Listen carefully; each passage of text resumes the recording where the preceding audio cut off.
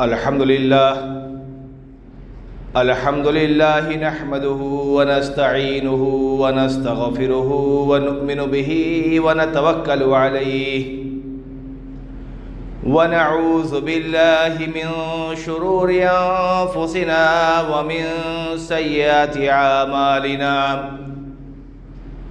من يهده الله فلا مضل له ومن يضلله فلا هادي له وأشهد أن لا إله إلا الله وحده لا شريك له وأشهد أن محمدًا عبده ورسوله أما بعد فإن خير الحديث كتاب الله وخير الهدي هدي محمد صلى الله عليه وسلم وشر الأمور محدثاتها وكل محدثة بدعة وكل بدعة ضلالة وكل ضلالة في النار أعوذ بالله من الشيطان الرجيم بسم الله الرحمن الرحيم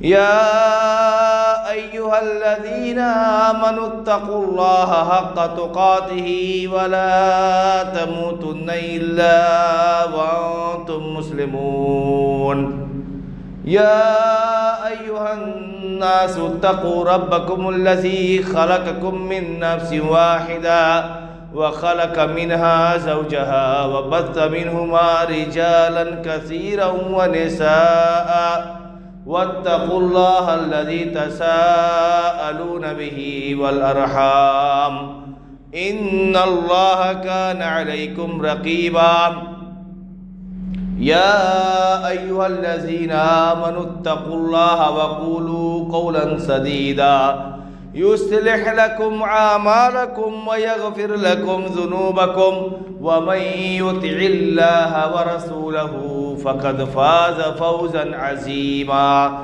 وقال الله تبارك وتعالى في موضع آخر بسم الله الرحمن الرحيم وإذا حييتم بتحية فحيوا بأحسن منها أو ردوها إن الله كان على كل شيء حسيبا۔ محترم حاضرین جمعہ، میرے اسلامی بھائیوں، تمام طرح کی حمد و ثنا کبریائی اور بڑائی کے لائق صرف اور صرف اللہ تبارک و تعالی کی ہی ذات ہے، جو تنہا ہے۔ وہ اپنی الوہیت، عبودیت، ربوبیت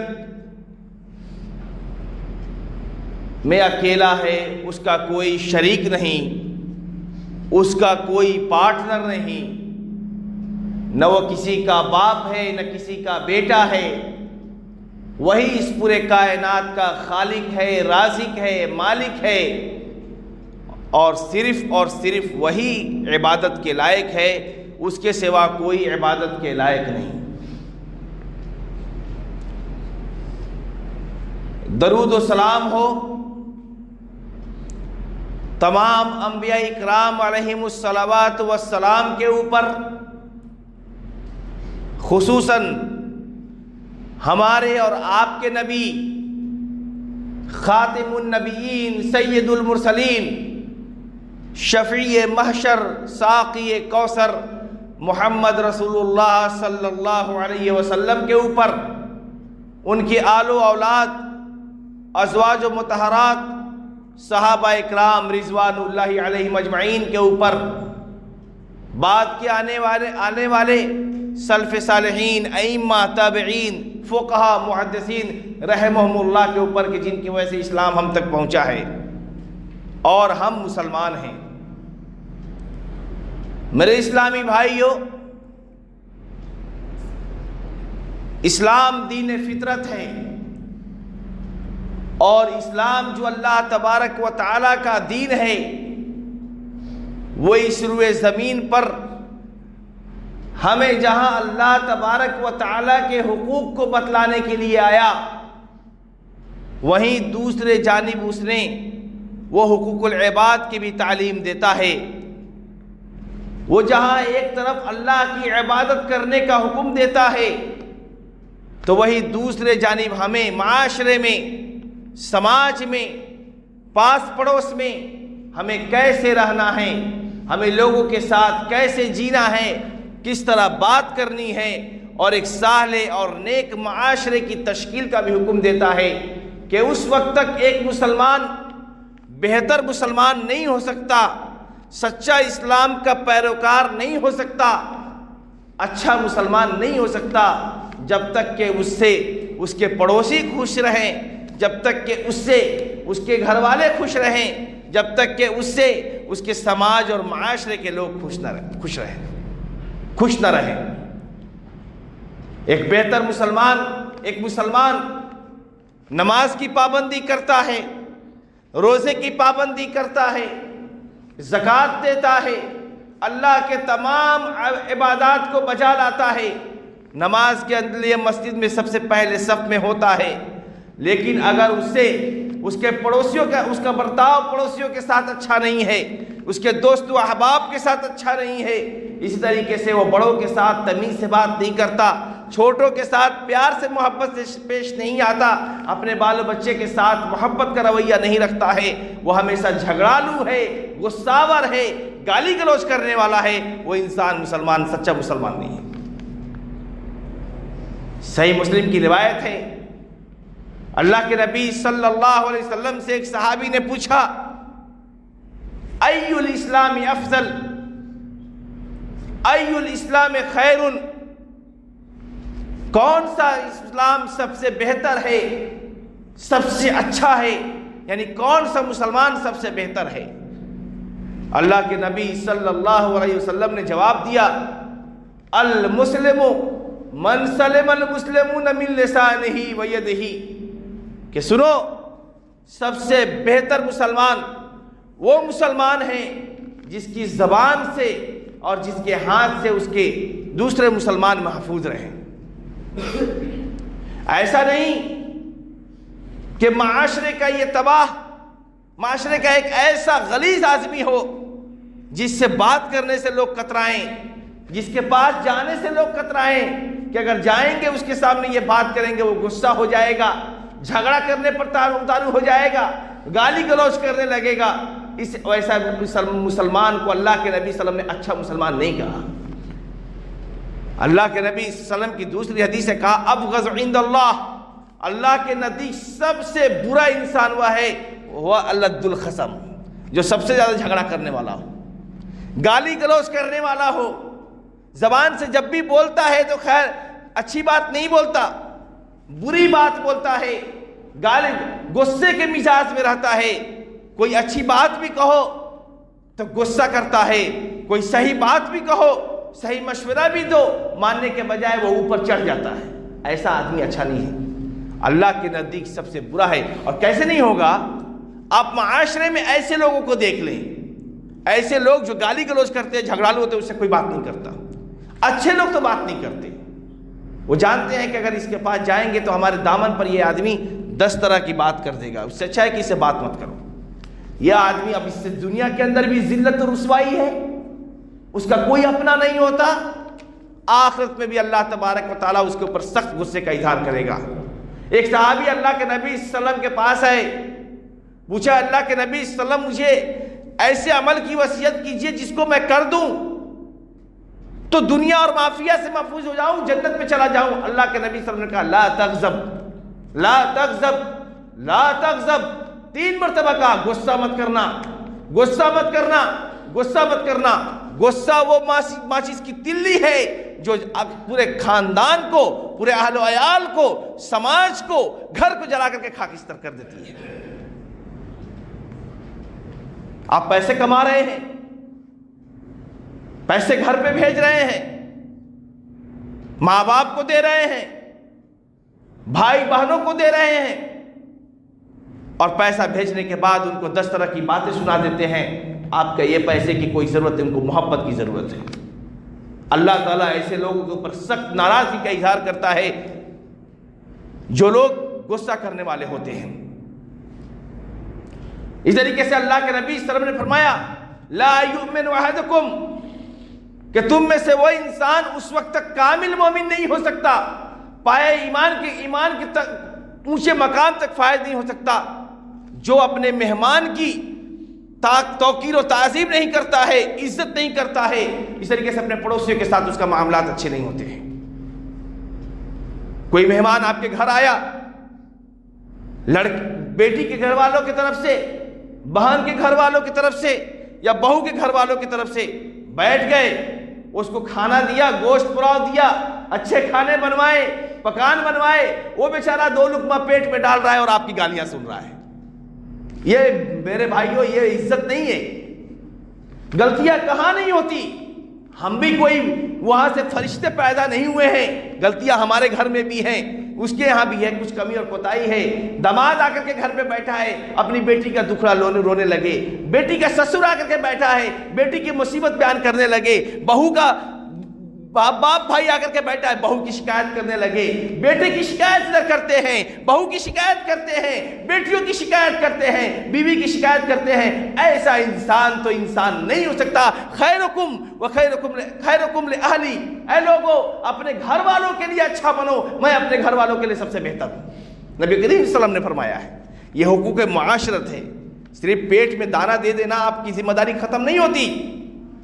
یاد رکھیں ایسے والدین یا ایسے لوگ جو غصہ کرتے ہیں، ان کے اپنے تو ساتھ چھوڑتے ہی ہیں، ان کے بال بچے بھی ان سے دور ہو جاتے ہیں، ان سے کترانے لگتے ہیں. یاد ہے کہ وہ آدمی تنہا اور اکیلا ہو جاتا ہے. اسی طریقے سے حقوق معاشرت کو قائم کرنے کے لیے اسلام نے جو سب سے بہترین راستہ بتلایا ہے وہ سلام کا راستہ بتایا کہ سلام کیا کرو. سلام میں برکت ہے، سلام اللہ کا نام ہے. جب آدمی سلام کرتا ہے السلام علیکم، اے تمہارے اوپر سلامتی ہو، دعا دیتا ہے. اس لیے اسلام نے سلام کا راستہ جو بتلایا وہ آپس میں محبت کو پیدا کرنے کا راستہ بتلایا. اس طریقے سے سلام کہہ کر کے آدمی امن و امان کی دعا دیتا ہے. اللہ تعالیٰ فرماتا ہے وَإِذَا حُيِّيتُم بِتَحِيَّةٍ، اے لوگو جب تم میں سے کوئی کسی کو سلام کرتا ہے تو بہترین طریقے سے سلام کرتا ہے تو اس کا جواب بھی اچھے سے دیا کرو، اس کا جواب بھی اچھے سے دیا کرو. یہ جان لو کہ اللہ تبارک و تعالیٰ ہر چیز کے اوپر کو دیکھ رہا ہے اور ہر چیز کا محاسبہ کرنے والا ہے. کل قیامت کے دن آپ سے پوچھا جائے گا کہ فلانے بھائی نے تم کو سلام کیا تھا، فلانے پڑوسی نے تم کو سلام کیا تھا، فلانا بھائی تم سے محبت کا رویہ رکھتا تھا، تمہارا بال بچہ تم سے اچھا سلوک کرتا تھا، لیکن تم بجائے اس کے جواب دینے کے، اچھے سے رہنے کے، تم نے ان کے ساتھ زیادتی کی ہے. تم نے ان کے سلام کا جواب نہیں دیا، تم نے ان سے کھندہ پیشانی سے نہیں ملے. مسکرانا بھی صدقہ ہے میرے بھائیوں. اللہ کے نبی صلی اللہ علیہ وسلم نے فرمایا کہ ابتسامہ ہوا صدقہ، مسکرا کے ملنا بھی صدقہ ہے، نرمی سے بات کرنا بھی صدقہ ہے. تو قیامت کے دن اس کا بھی سوال ہوگا کہ کوئی آدمی تمہارے ساتھ اچھا سلوک کر رہا تھا. یہ نہیں کہ قرآن کے بارے میں کہا دیں کہ فلا تقل لہما اف. قرآن میں کہا گیا ہے کہ والدین کے ساتھ نرمی برتو، یقیناً نرمی برتنا ہے، اف تک نہیں کریں. یہی موضوع چل رہے ہیں ابھی. پہلے خطبے میں، اس سے پہلے والے خطبے میں نے والدین کے حقوق بتلایا، اس کے بعد والدین کی کیا ذمہ داری ہے وہ بتایا. تیسرا یہ ہے کہ والدین کے اوپر یہ واجب ہے کہ جب بچہ نیک ہے تو اس کے ساتھ نیک سلوک کرے، اس کی عزت کی حفاظت کرے، سماج و معاشرے میں اس کی ذلت کی رسوائی کا سبب نہ بنے. نہیں تو قیامت کے دن اس ماں باپ سے بھی پوچھا جائے گا کہ تم کو ہم نے نیک اولاد دی تھی، ہم نے تمہیں صحیح اولاد دیا تھا، تعلیم و تربیت والی اولاد دی تھی، لیکن تم نے ان کی عزت کو بڑھانے کے بجائے تم اس کے ذلت کا سبب بن گئے، تم ظالم ہو. اور اللہ تبارک تعالیٰ اسے ماں باپ کے ظلم کا ان سے مواخذہ کرے گا. تو کوئی پڑوسی اگر آپ کو سلام کرتا ہے، کوئی بھائی آپ کو سلام کرتا ہے تو سلام کے جواب ایسے نہ دیں بلکہ مسکرا کر کے وعلیکم السلام ورحمۃ اللہ وبرکاتہ. اور اگر کوئی کہتا ہے السلام علیکم تو آپ کہیں وعلیکم السلام ورحمۃ اللہ. اگر کوئی کہتا ہے السلام علیکم ورحمۃ اللہ تو آپ کہیں وعلیکم السلام ورحمۃ اللہ وبرکاتہ. اگر کوئی کہتا ہے السلام علیکم ورحمۃ اللہ وبرکاتہ تو آپ کو بھی وعلیکم السلام ورحمۃ اللہ وبرکاتہ کرنا ہے، اس سے آگے نہیں کرنا ہے۔ ہمارے یہاں بہت سارے لوگ برکاتہ کے بعد 2-3 اور جملہ لگاتے ہیں، وہ حدیث میں نہیں آیا ہے۔ اس طریقے سے اللہ کے نبی صلی اللہ علیہ وسلم نے ارشاد فرمایا، صحیح مسلم کی حدیث ہے، لا تدخلوا الجنہ حتی تؤمنوا، اے لوگو تم لوگ جنت میں اس وقت تک نہیں جا سکتے ہو جب تک کہ ایمان نہیں لاؤ، اور ایمان کا جو درجہ ہے وہ اسلام سے اوپر ہے۔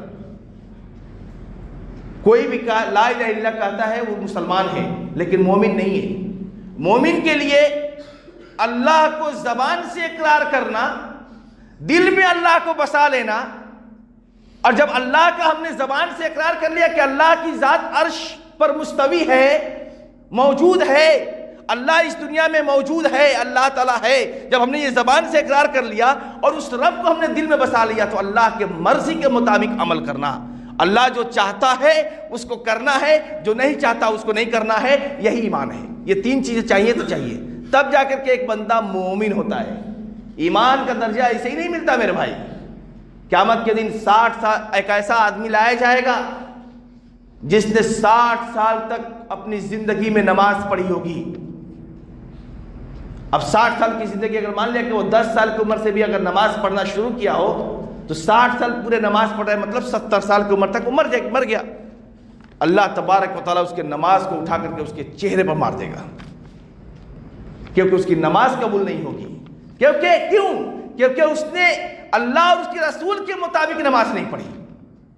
نماز تو پڑھی، آیا مسجد، ٹھونگے مار کر کے چکن اور مرغی کی طرح ٹھونگے مار کے چلا گیا۔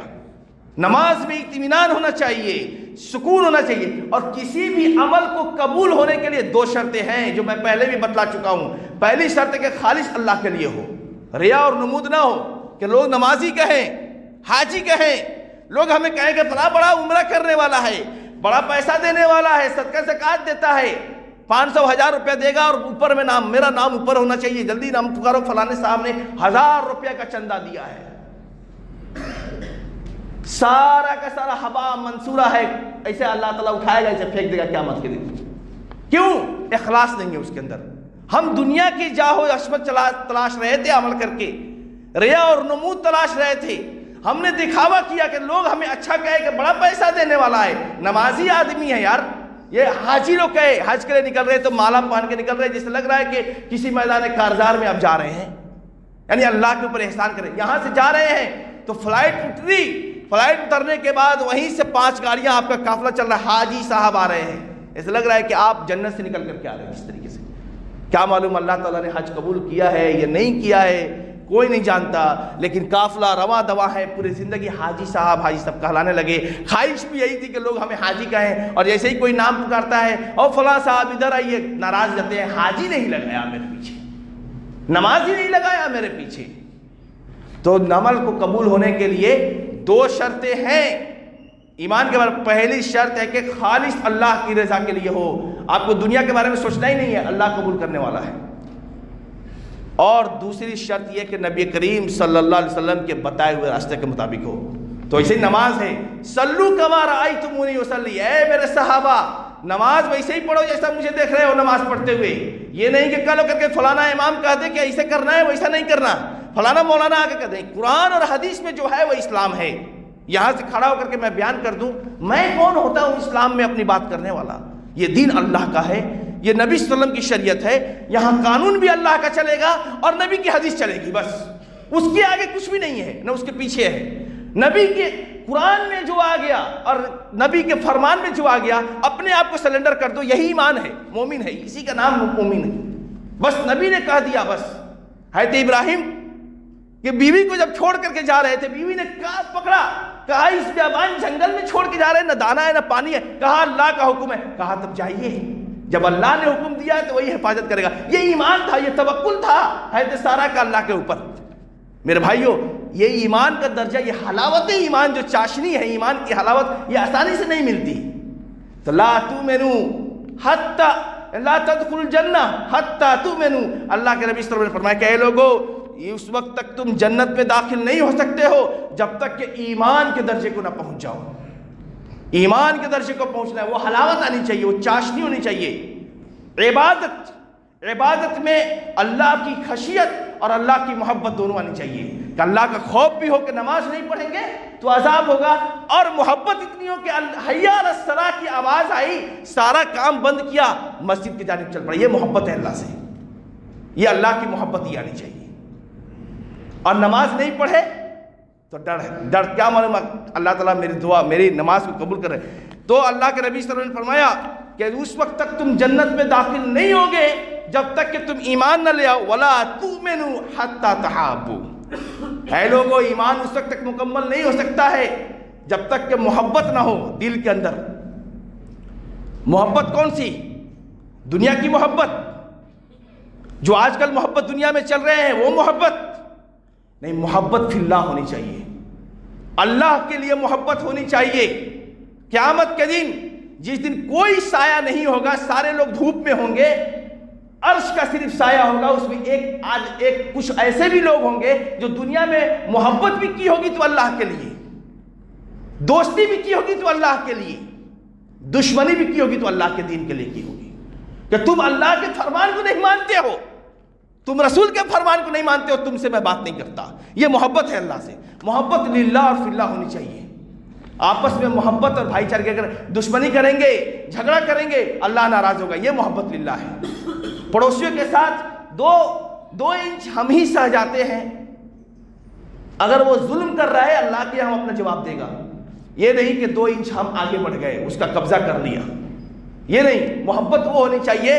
اللہ کے نبی صلی اللہ علیہ وسلم نے اس آدمی کے لیے جنت کا بیچلا حصہ بتایا ہے کہ جو آدمی حق پر رہتے ہوئے بھی پیچھے ہٹ جائے، کہے کہ ٹھیک ہے بھائی تم ہی آگے رہو، ہم پیچھے ہٹ جاتے ہیں، اس آدمی کے لیے اللہ کے نبی صلی اللہ علیہ وسلم بشارت دی کہ جنت کے پچھلے حصے میں ہوگا، پچھلا حصہ اس کے لیے اللہ تعالیٰ نے خاص کر رکھا ہے۔ تو ایسا کون کرتا ہے؟ 1 انچ زمین کے لیے ہم لڑتے ہیں، 1 انچ زمین کے لیے۔ بھائی سے، جس ماں سے سب پیدا ہوتے ہیں، جس کے لیے ہم جان دیتے ہیں اپنے چھوٹے اور بڑے بھائیوں کے لیے، لیکن جب بات زمین اور حق کی آتی ہے تو اسی بھائی کے لیے ہم 1 انچ قربان نہیں کرتے اور لڑائی کرتے، اور پوری زندگی ہم اس کے ساتھ معاملات اچھا نہیں رکھتے ہیں۔ میرے بھائیو، یہ دنیا میں ہی رہ جائے گی۔ تو اللہ کے نبی صلی اللہ علیہ وسلم نے فرمایا کہ جب تک ایمان اس وقت تک مکمل نہیں ہوگا جب تک کہ محبت للہ اور فی اللہ نہ ہو، محبت دل میں نہ ہو۔ اور اولا ادلکم علی شیء اذا فعلتموہ فتحاببتم، اے لوگو تم کو میں ایسی بات نہ بتلاؤں کہ اگر تم اس کو کرو گے تو تمہارے درمیان محبت پیدا ہوگی، الفت پیدا ہوگی، تعلقات بہتر رہیں گے، دل کے اندر نرمی ہوگی۔ افشوا السلام بینکم، اے لوگو اپنے درمیان سلام کو پھیلاؤ، سلام کیا کرو، جتنے سلام کرو گے اتنی ہی محبت بڑھے گی۔ اللہ کے نبی صلی اللہ علیہ وسلم سے ایک آدمی نے پوچھا ای الاسلام خیر، اے نبی صلی اللہ علیہ وسلم سب سے بہتر اسلام کیا ہے؟ نبی کریم صلی اللہ علیہ وسلم فرمایا تطعم الطعام، مسکینوں کو کھانا کھلانا، ضرورت مندوں کو کھانا کھلانا۔ دیکھیے اسلام کی خوبصورتی دیکھیے، ایسا کسی مذہب میں نہیں ہے۔ اسلام جہاں ایک اللہ کی عبادت کا حکم دیتا ہے، وہیں آپسی معاملات بھی صحیح کریں، معاشرے میں کوئی بھوکا نہ سوئے، یہ خیال رکھنا ہے۔ کہا کہ تطعم الطعام، سب سے بہتر مسلمان وہ ہے جو مسلمانوں میں سے کیا، غیر مسلم بھی اگر پڑوسی ہے بھوکا سو رہا ہے تو اسلام کہتا ہے کہ اس غیر مسلم کو بھی کھلانا ہے، اس کے ساتھ اچھے معاملات رکھنے ہیں۔ یہ نہیں کہتا کہ وہ تمہارا غیر مسلم ہے تو تم اس کے ساتھ دشمنی کرو۔ نبی کریم صلی اللہ علیہ وسلم کے اخلاق اتنے اعلیٰ اخلاق تھے کہ کتنے لوگ آپ کے اخلاق کو دیکھ کر کے اسلام لے آئے۔ تلوار لے کر سوئے ہوئے ہیں درخت کے سائے میں، ایک کافر آیا تلوار لے کر کے کھڑا ہو گیا، کہا اے محمد صلی اللہ علیہ وسلم اب بتا تم کو میرے ہاتھ سے کون بچائے گا؟ نبی کریم صلی اللہ علیہ وسلم بیدار ہوئے، چہرے کا جو روب تھا وہ اس کافر کے اوپر پڑا، تلوار ہاتھ سے گر پڑی۔ اب نبی کریم صلی اللہ علیہ وسلم کی باری تھی، آپ نے تلوار اٹھایا اور کہا اے کافر، اللہ کے نبی صلی اللہ علیہ وسلم نے کہا کہ اللہ مجھے بچائے گا، اتنا سننا تھا کہ تلوار ہاتھ سے چھوٹ گئی۔ اب آپ اللہ کے رسول کے ہاتھ میں تلوار ہے، آپ نے پوچھا اب تو بتا کہ اب میرے ہاتھ سے کون بچائے گا؟ وہ تو آدمی اللہ کو مانتا نہیں تھا، اب لگا رونے اور گڑ گڑانے۔ اللہ کے نبی صلی اللہ علیہ وسلم نے معاف کر دیا۔ یہ اخلاق تھے اللہ کے نبی صلی اللہ علیہ وسلم کے۔ اس لیے اللہ تعالیٰ نے کہا کہ انک لعلی خلق عظیم، اے نبی ہم نے آپ کو سب سے اونچے اخلاق کا پیکر بنایا ہے۔ تو یہ اخلاق جو ہونی چاہیے، وہ کہا کہ تطعم الطعام، سب سے بہتر مسلمان اور بہتر میں بہتر مسلمان وہ ہے جب فقیروں اور مسکینوں کو کھانا کھلاتا ہے، ضرورت مندوں تک کھانا پہنچاتا ہے۔ وتقرأ السلام علی من عرفت ومن لم تعرف، اور نماز سلام کیا کرو جس کو جانتے بھی ہو نہیں جانتے ہو، جانتے ہو کہ مسلمان ہے سلام کرو، یہ نہیں کہ صرف رشتہ دار کو سلام کرنا ہے۔ گئے یہاں سے سعودی سے اور جا کر کے گھر میں سلام کیا، بازو والے کو نہیں سلام کیا، میں سعودی سے آیا ہوں، وہ لوگ آ کے مجھ کو سلام کریں گے، میں کیوں سلام کروں گا؟ یہ نہیں ہونا چاہیے۔ جس کو جان رہے ہیں، رشتہ دار ہے، پڑوسی ہے، اس کو بھی سلام کرنا ہے، اور جس کو نہیں جان رہے ہیں، گرچہ وہ آپ کا پڑوسی نہیں ہے لیکن مسلمان ہے، تو اس کو سلام کرنا ہے۔ اس طریقے سے عمران بن حسین رضی اللہ تعالیٰ عنہ کی روایت ہے کہ ایک آدمی نبی کریم صلی اللہ علیہ وسلم کے پاس آیا اور سلام کیا، یہ اس میں سلام کا طریقہ بتایا گیا ہے۔ تو کہا السلام علیکم، کہ السلام علیکم، آپ پر سلامتی ہو۔ تو نبی کریم صلی اللہ علیہ وسلم نے جواب دیا وعلیکم السلام ورحمۃ اللہ۔ پھر آپ نے کہا کہ اس کو 10 نیکی ملی، کیوں؟ السلام علیکم کہنے پر 10 نیکی ہے۔ پھر دوسرا آدمی آیا، کہا السلام علیکم ورحمۃ اللہ بڑھا کر کے، پھر آپ نے اس کو جواب دیا اور کہا اس کو 20 نیکی، کیوں؟ السلام علیکم 10 نیکی، ورحمۃ اللہ 10 نیکی، 20 نیکی ملی۔ پھر تیسرا شخص آیا اور کہا السلام علیکم ورحمۃ اللہ وبرکاتہ، وبرکاتہ لگایا اس میں، تو آپ نے جواب دیا اور کہا اس کو 30 نیکی ہے۔ تو جو السلام علیکم صرف کہتا ہے اس کو صرف 10 نیکی، جو السلام علیکم ورحمۃ اللہ کہتا ہے اس کو 20 نیکی، اور تیسرا اگر کوئی آدمی السلام علیکم ورحمۃ اللہ وبرکاتہ کہتا ہے اس کو 30 نیکی ملتی ہے۔ اس طریقے سے اللہ تعالیٰ فرماتا ہے فَإِذَا دَخَلْتُمْ بُيُوتًا فَسَلِّمُوا عَلَىٰ أَنفُسِكُمْ تَحِيَّةً مِّنْ عِندِ اللَّهِ مُبَارَكَةً طَيِّبَةً، اے لوگوں جب تم اپنے گھروں میں داخل ہو جاؤ تو اپنے گھر والوں پر سلام کرو یا اپنے آپ پر ہی سلام کرو۔ کوئی اگر روم میں داخل ہو رہا ہے، روم میں کوئی نہیں ہے، آپ اکیلے رہتے ہیں، پھر بھی آپ اپنے اوپر سلام کریں، السلام علیکم کہہ کر کے گھر میں داخل ہوں۔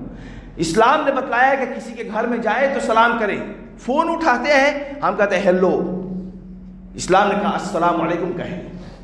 10 نیکی آپ کو مل رہی ہے، اگر بڑھا کے کہیں گے 10 20 30 ہو جائے گی۔ جان رہے ہیں کہ سامنے والا مسلمان ہے تو آپ السلام علیکم کہتے ہیں۔ گھر میں بھی داخل ہو تو گھر میں داخل ہونے کے آداب بھی اللہ کے نبی اللہ تعالیٰ نے فرمایا کہ جب تم گھر میں جاؤ تو سلام کرو، اور حدیث کے اندر ہے کہ 3 لوگوں کے لیے اللہ تبارک تعالیٰ نے ضمانت لی ہے، ہم ہی نہیں کہ اللہ تبارک تعالیٰ کے وہ لوگ حفاظت میں ہوں گے۔ ایک آدمی جو گھر سے جہاد کی نیت سے نکلتا ہے کہ میں جا رہا ہوں اللہ کے راستے میں جہاد کروں گا، اور وہ نہیں واپس آتا، یا پھر وہ اللہ کے راستے میں جہاد کرتا رہتا، اللہ نے اس کے لیے گارنٹی لی ہے جنت کی۔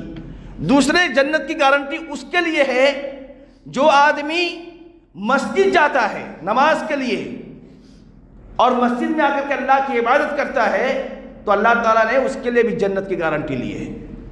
اور اس طریقے سے تیسرے آدمی وہ ہے جو اپنے گھر میں سلام کے ساتھ داخل ہوتا ہے، تو اللہ تبارک تعالیٰ کے نزدیک وہ بھی گارنٹیڈ ہے، وہ بھی گارنٹیڈ ہے کہ اللہ تعالیٰ کی حفاظت میں ہے، اگر عبادت گزارے تو جنت تو ملے گی۔ تو کہنے کا مطلب یہ ہے کہ یہ اسلام کے فضائل ہیں۔ اور اس طریقے سے اللہ کے نبی صلی اللہ علیہ وسلم کی دوسری حدیث ہے من سرہ اللہ یجد الشیطان عندہ طعاما، کہ جو آدمی یہ چاہتا ہے کہ شیطان اس کے کھانے میں شریک نہ ہو یا اس کے گھر میں داخل نہ ہو، وہ آدمی سب سے پہلے گھر میں جائے تو سلام کرے اور بسم اللہ پڑھے، اور اس طریقے سے کھانا بھی کرے تو کھانا بھی کھائے تو بسم اللہ پڑھے۔ ایک دوسری روایت کے اندر ہے کہ شیطان اپنے بچوں سے کہتا ہے کہ چلو اس گھر میں رہنا ہے، ہمارا رات گزارنے کی بھی جگہ ہے اور ہم سونے کی بھی جگہ ہے، لیکن جیسے ہی آدمی اس گھر میں آتا ہے اور السلام علیکم کہتا ہے اور بسم اللہ کہہ کر کے پیر داخل کرتا ہے، ویسے ہی شیطان بھاگتا ہے، کہتا ہے کہ ہمارے لیے یہاں پر نہ رہنا ہے، نہ سونے کی جگہ ہے، نہ کھانے کی جگہ ہے۔ اور جیسے ہی آدمی کھانے میں بیٹھتا ہے ویسے ہی بسم اللہ پڑھتا ہے، کہتا ہے کہ کھانا بھی نہیں ہمارے لیے۔ سلام کرتے ہی بسم اللہ پڑھتے ہی گھر سے بھاگا، اور کھانے پر بیٹھے بسم اللہ پڑھا تو بھی کھانے میں آپ کے ساتھ شریک نہیں ہوا۔ اس طریقے سے اللہ کے نبی صلی اللہ علیہ وسلم نے مسجد کی مجلس کے آداب بتلائے کہ جب تم اذا انتہى احدکم الی المجلس فلیسلم، اور جب تم میں سے کوئی آدمی جب مجلس میں آئے تو سلام کرے. اس طریقے سے فَإِذَا أَرَادَ أَن يَقُومَ فَلْيُسَلِّمْ، اور جب وہ وہاں سے چلا جائے، جانے کا ارادہ کرے تو بھی سلام کرے. تو مجلس میں آوے، جیسے کوئی آ رہا ہو، کہیں پر 5-10 آدمی بیٹھے ہیں تو اس میں طریقہ یہ ہے کہ آپ سلام کر کے داخل ہوں، اور وہاں سے جب رخصت ہو رہے ہیں تو بھی سلام کر کے داخل ہوں. اب سلام کون کرے گا؟ یہ بھی مسئلہ ہمارے یہاں ہو جاتا ہے، ایگو فیکٹر ہے. لوگ تکبر میں بڑا ہوں، وہ سلام کرے گا. یقیناً چھوٹے کا حق ہے سلام کرنے کا، لیکن کب؟ جب چھوٹا آپ کے پاس آ رہا ہو تو وہ سلام کرے گا ہی. لیکن اگر آپ بڑے ہیں، چھوٹے لوگ بھی بیٹھے ہوئے ہیں، تو آپ کے اوپر واجب ہے کہ آپ سلام کریں، کیونکہ حدیث میں ہے کہ چھوٹا بڑے کو سلام کرے، آنے والا بیٹھنے والے کو سلام کرے، کھڑا جو ہے وہ بیٹھے ہوئے کو سلام کرے. اللہ کے نبی صلی اللہ علیہ وسلم کی عادت تھی کہ آپ چھوٹوں کو بھی سلام کیا کرتے تھے، پہلے سلام کرتے تھے. کیوں؟ اگر ہم چھوٹے کو سلام نہیں کریں گے تو ان کی تربیت کیسے ہوگی؟ ہائے ہیلو، آج کل ہم لوگ بچے کو سکھاتے ہیں، بیٹا ہیلو کہو انکل کو، اور جیسے ہی بیٹا ہیلو کہتا ہے ہم خوش جاتے ہیں، ماشاءاللہ میرا بیٹا انگلش بول رہا ہے.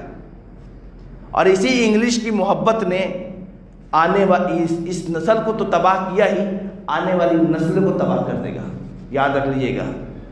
گھر سے قرآن ختم، انگلش آنے کے بعد گھر سے نماز ختم، ٹی وی آنے کے بعد گھر سے دین ختم، سب کچھ ختم ہو گیا. ایک سلام باقی ہے، وہ بھی ختم ہو جائے گا یہ ہائے ہیلو کے چکر میں. اس لیے اپنے بچوں کو سلام سکھلائیں، مجلس کی آداب سکھلائیں، بڑوں سے کیسے بات کرنی ہے وہ سکھلائیں.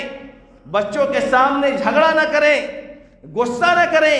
میاں بیوی کا جھگڑا ہے تو اکیلے میں تھوڑا سا جھگڑا کرنے کی کوشش کریں کہ کنٹرول ہو جائے. اللہ کے نبی صلی اللہ علیہ وسلم نے عورت کے بارے میں کہا کہ عورت مرد کی بائیں پسلی سے پیدا کی گئی ہے اور تھوڑی ٹیڑھی پیدا کی گئی ہے. جب تم اس کو سیدھا کرنے جاؤ گے تو اس کو توڑ دو گے، اس لیے اس کے اوپر زیادہ دھیان مت دو، اس کی صحیح اصلاح کرو. اور اگر کچھ زیادہ مسئلہ ہو جا رہا ہے تو اس کو پیار سے سمجھاؤ.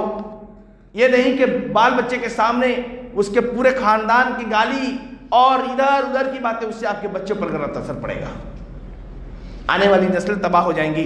تو اسلام نے جہاں اسلام نے عبادت کا حکم دیا، وہیں ایک صالح معاشرہ کو بنانے کا بھی حکم دیا. اور صالح معاشرہ میں سے بتلایا گیا کہ ایک سلام جو ایک ذریعہ ہے وہ سب سے بہترین ذریعہ ہے آپس میں محبت پیدا کرنے کا.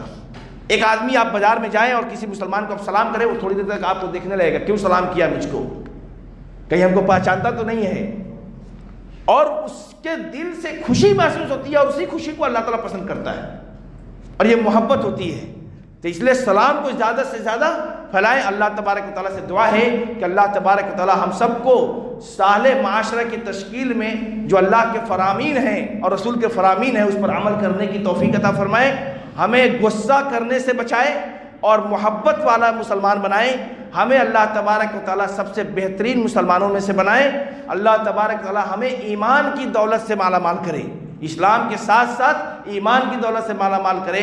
اللہ تبارک و تعالیٰ ہمیں جو ذمہ داری ملی ہے ہمارے بچوں کے تئیں، اللہ تعالیٰ اسے پوری طریقے سے امانت داری سے نبھانے کی توفیق عطا فرمائے. ہمارے بچوں کو صالح اور نیک بنائیں. ہمارے مسلمان بھائیوں کی اللہ تبارک و تعالیٰ جو بھی پریشان ہیں، جہاں بھی پریشان ہیں، جس جگہ بھی پریشان ہیں، اللہ تبارک و تعالیٰ ان کی حفاظت فرمائے، انہیں اپنے حفاظت میں رکھے، انہیں دشمنوں کے نرغے سے بچائے. اللہ تبارک و تعالیٰ ہمارے فلسطینی بھائیوں کی مدد فرمائے. اللہ تبارک و تعالیٰ ہمارے دوسرے مسلمان بھائی جو کہیں بھی پریشان ہیں، اللہ تبارک و تعالیٰ ان کو پریشانیوں میں آسانیاں پیدا فرمائے، ان کے مشکلات کو آسان فرمائے. ہمیں سے جو لوگ مقروض ہیں، اللہ تبارک و تعالیٰ ان کی قرض کی ادائیگی میں آسانیاں پیدا فرمائے. ہمیں سے جو لوگ بیٹیوں کی شادی کو لے کر یا کسی بھی طرح کی مشکلات کا سامنا کر رہے ہیں، اللہ تعالیٰ ان کی آسانیاں پیدا فرمائے. اللہ تبارک و تعالیٰ ہمیں سے جو لوگ بیمار ہیں ان کو شفائے کامل اور عاجل عطا فرمائے. ہمیں سے جو لوگ دنیا سے رخصت ہو گئے، اللہ تعالیٰ ان کی مغفرت فرمائے، انہیں جنت الفردوس میں عطا جگہ دے. ہمیں سے جن کے والدین بحیات ہیں ان کے صحت و تندرستی کے ساتھ ان کو لمبی عمر عطا فرمائے، اور جن کے والدین فوت ہو گئے ہیں اللہ تعالیٰ ان کی مغفرت فرمائے. آمین یا رب العالمین.